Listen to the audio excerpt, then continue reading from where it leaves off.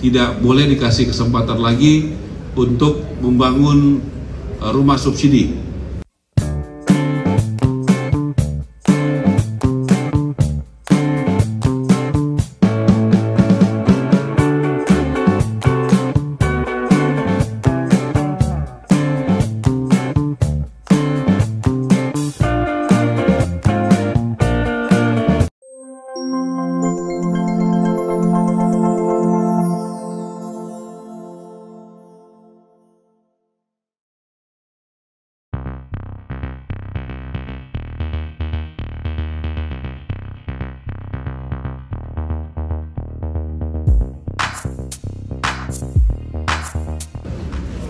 Seperti arahan Bapak Presiden Prabowo, bagaimana negara ya, dalam konteks ini BUMN bersinergi juga dengan para pengusaha-pengusaha dan bersinergi antara pengusaha besar, pengusaha yang menengah, dan pengusaha kecil dan pengusaha lokal. Dan saya senang apa yang kita persiapkan hari ini, Pak Erik sebagai Menek BUMN bekerja dengan cepat, dengan nyata. Tadi kami rapat singkat, paling cuma 1 jam, 1/4 jam, tapi kami sudah melihat ada 5 lokasi yang strategis yang dimiliki BUMN ya, di Jakarta dan sekitarnya. Lokasinya bagus-bagus dan besar-besar dan idol, untuk diperlihatkan, nanti akan disurvei sama teman-teman pengusaha.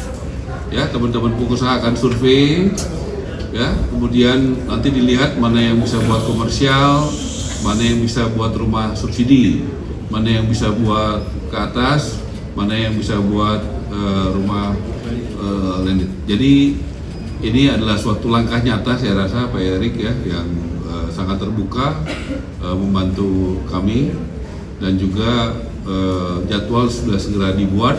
Saya rasa minggu ini Pak Menteri udah bisa disurvei ya, minggu ini udah bisa disurvei. Kemudian juga saya mohon Pak Erik untuk kepastian hukum didampingi BPKP supaya semua prosesnya juga benar.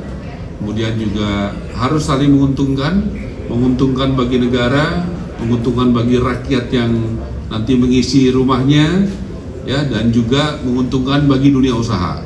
Saya pikir harus tiga-tiganya untung, ya, negara. Ya, dalam hal ini BUMN harus untung, Pak Erik. Kemudian juga bagaimana swastanya dan juga rakyat yang akan menempati itu.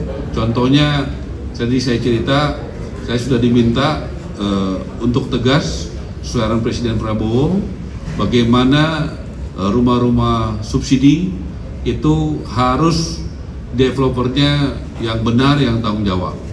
Karena saya juga sudah melihat tempat-tempat yang tidak benar dan tidak bertanggung jawab, ada banjir, ada yang retak-retak, dan sebagainya.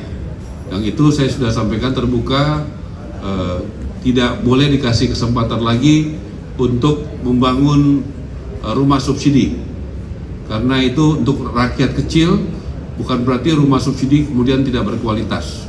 Dan rakyatnya bisa jadi sedih, karena kalau rumahnya nggak bagus seperti itu, harapan mereka jadi sia-sia, dan mereka jadi kecewa. Ya, bahkan kami sudah siapkan dirjen saya untuk bagaimana menindaklanjuti dengan BPK, karena kami juga diminta untuk menegakkan hukum, ya, jangan cuma ada aturannya tapi tidak ditegakkan. Tentu bagi pengembang rumah subsidi yang bagus, yang bertanggung jawab, itu tidak perlu takut dan tidak perlu ada masalah. Tapi tentu kalau yang tidak tanggung jawab, karena itu ada APBN-nya. Ya, kita tahu rumah subsidi itu ada 75% dari APBN, 25% dari perbankan. Supaya ke depannya rakyat jangan lagi dirugikan.